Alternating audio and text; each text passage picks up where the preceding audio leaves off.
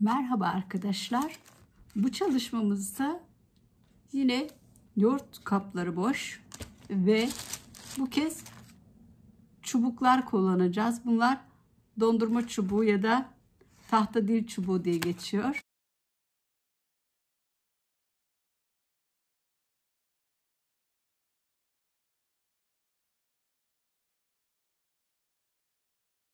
Kağıt bant ile bu plastik kutuların etrafından bir sıra geçeceğim.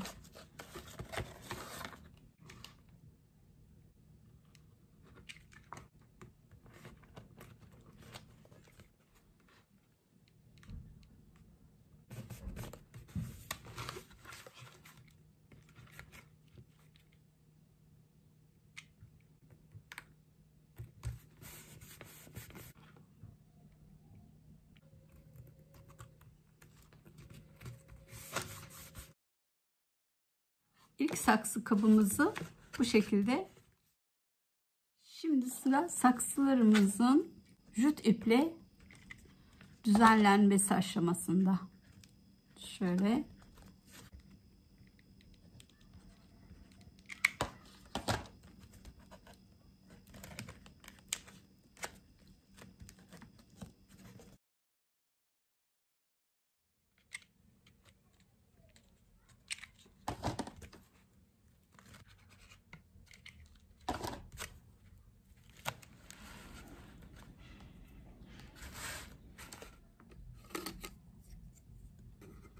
Alt kısmı için şöyle yine dil çubuklarını buna uygun şekilde kestim.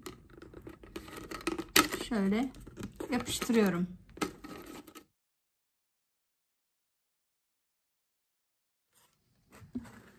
Alt kısımlarını şöyle yine çubuklarla sağlamlaştırdım.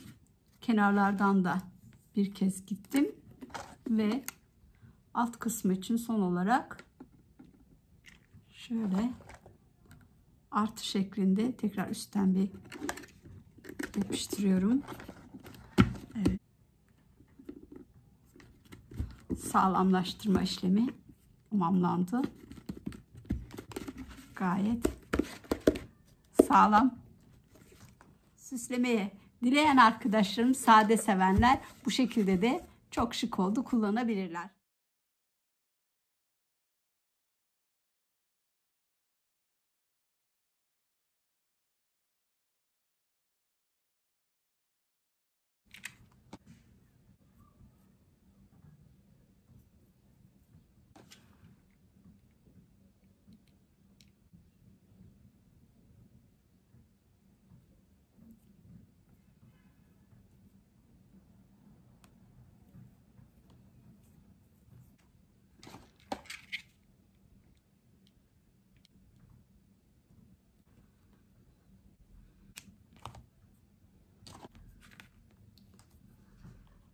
Şöyle çiçek yapraklarımızın kenarlarını temizleyelim.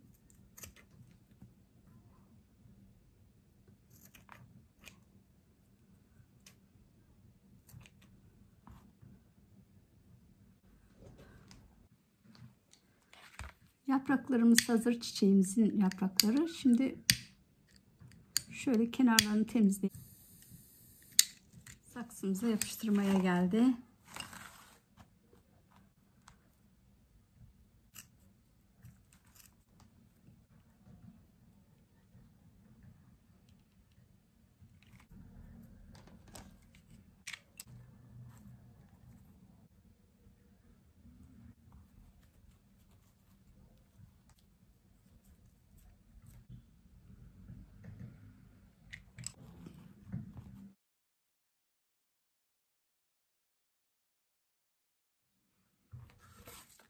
Çiçeğimiz hazır. Şu şekilde yapıştıralım.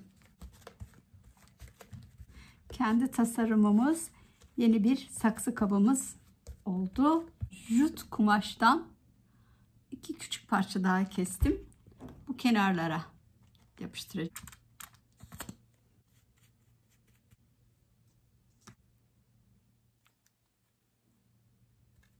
Bunu kurumaya bırakıyorum. Diğer saksı kabımızın tutkalı kuruyuncaya kadar biz ikincisi için işleme başlayalım.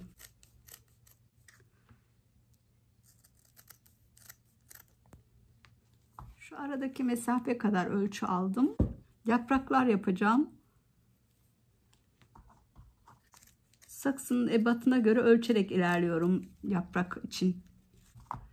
Şöyle. Bu saksı kabı için 2 tane yaprak oluşturacağım. Şu kenardaki fazlalıkları alayım.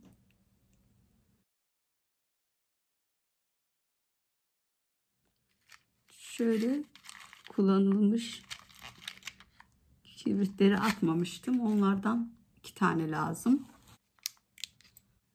Öncelikle şu yanık kısımları alayım. Ve bunun da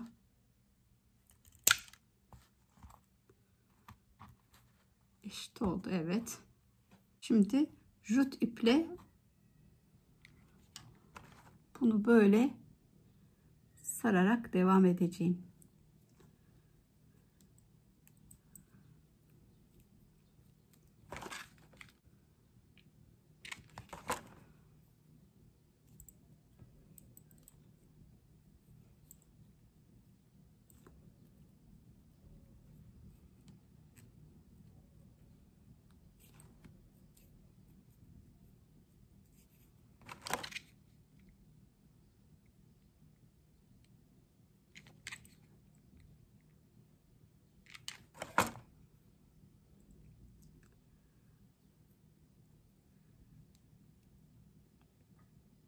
İlk saksımızda çiçek yaptık. Şimdi ikinciye de yaprak yapıyoruz.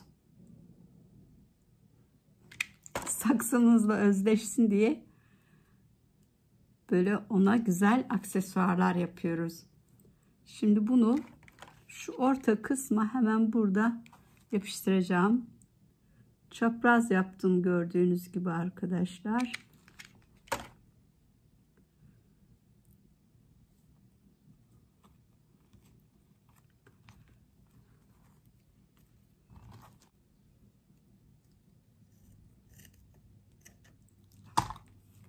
Bu birinci.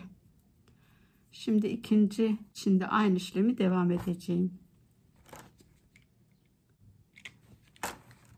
Önce şu uç kısmı kaçmasın diye orayı sabitliyorum.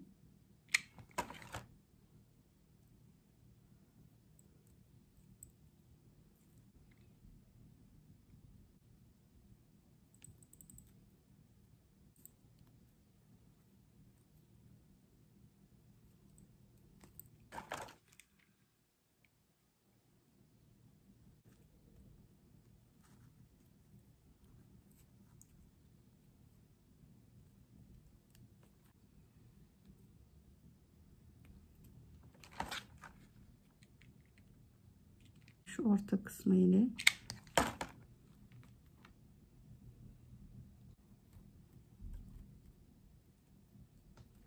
Evet.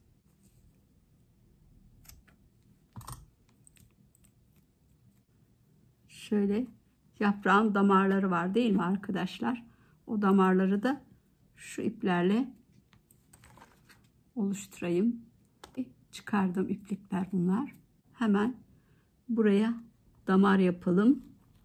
Şöyle hatta 4 kat olsa daha güzel olacak.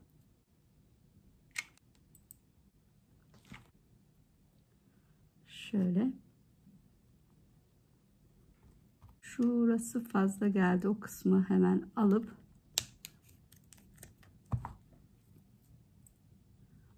onu da bu tarafa yapıştırayım.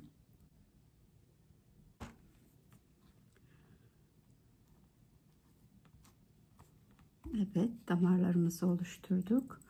Sıra geldi diğer tarafın damarlarını oluşturmaya. Doğada her şey var arkadaşlar.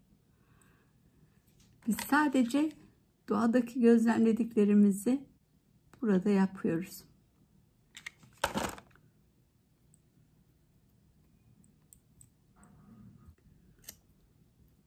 Bu çalışmaları yaparken arkadaşlar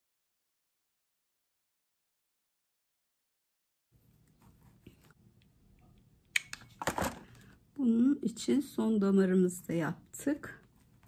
Evet. Şimdi jut ipi ile bu yaprağın etrafından geçeceğiz. Şu köşeden başlayalım. Şimdi yapmak için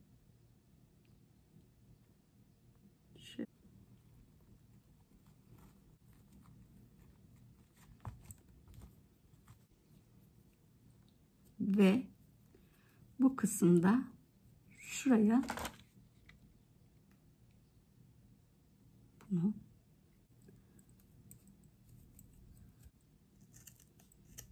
şimdi içinde aynı işlemi yapacağız.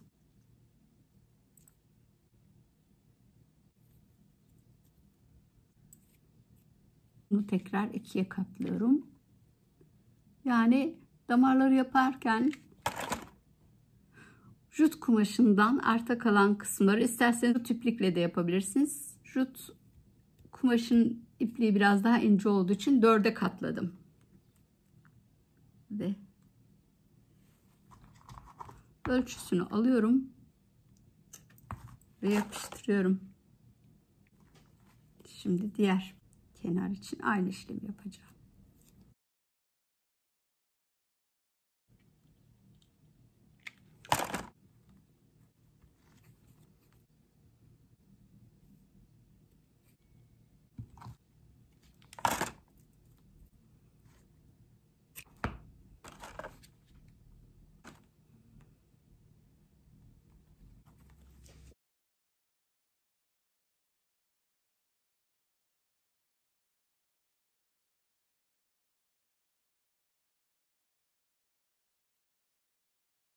Şimdi yapraklarımızı yapıştıracağız.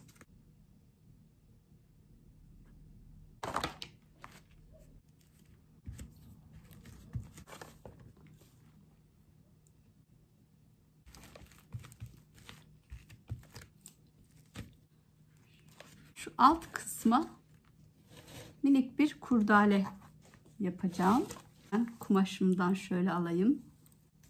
Jut kumaş görsel olarak gerçekten çok güzel. Kenarları yine çakmakla ipliklerini alarak temizledim. Kurdalemiz burada. Onu da yaprağın alt kısmına şöyle yerleştireceğim. Mavi boncuk takalım. Bu da bu şekilde oldu. Üçgenler kalmıştı. Onları da şu kenarlara yapıştırıyorum.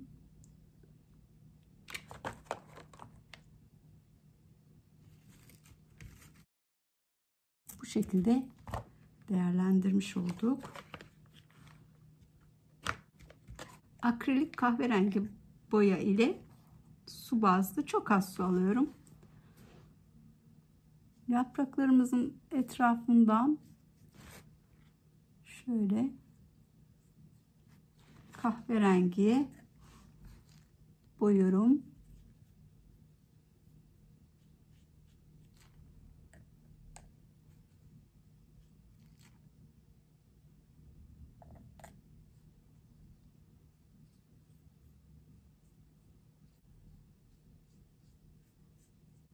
Ve biraz da şöyle iç kısmına doğru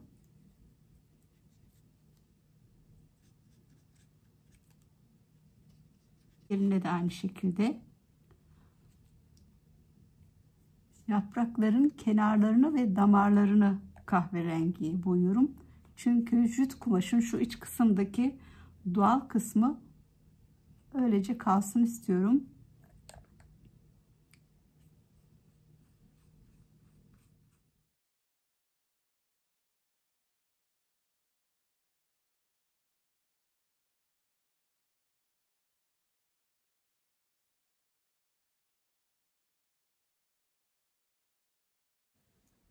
Kahverengi boya kurudu. Şimdi sıra beyaz renk boya ile biraz daha renk katacağım. Işıltı daha doğrusu. Akrilik beyaz boya. Çok hafif hafif dokunduracağım.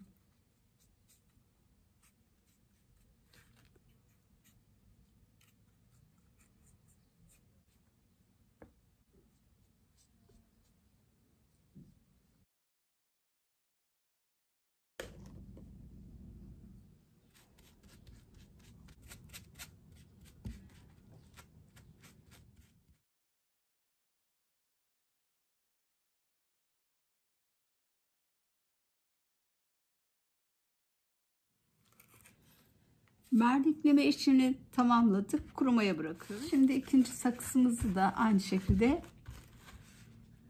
vernikle korumaya alıyoruz. Verniklemek çalışmalarımızı, objelerimizi uzun süre korur.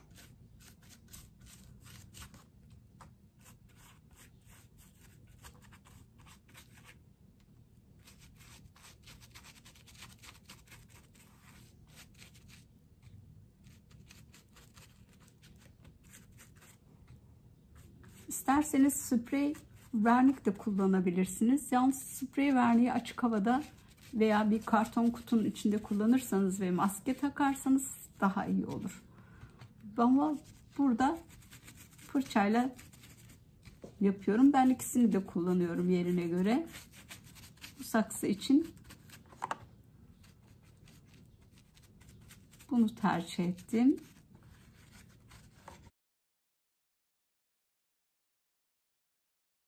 Saksımızın da vernikleme işlemi tamamlandı. Bunu da kurumaya bırakıyoruz.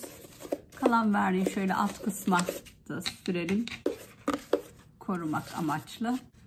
Kurumasını bekleyelim. Evet arkadaşlar, çalışmamız tamamlandı. Bu çalışmamda dil çubukları, jüt iplik, jüt kumaş kullanarak ve akrilik boyayla ahşap rengini iyice derinleştirme çalışmasıyla tasarımı burada tamamladım. Öncelikle bu çalışma ve diğer tüm çalışmalar boyunca benimle birlikte olduğunuz için sizlere teşekkür ediyorum. YouTube'da abone olmak ücretsizdir. Abone olarak kanalın devamlılığını destekleyebilirsiniz.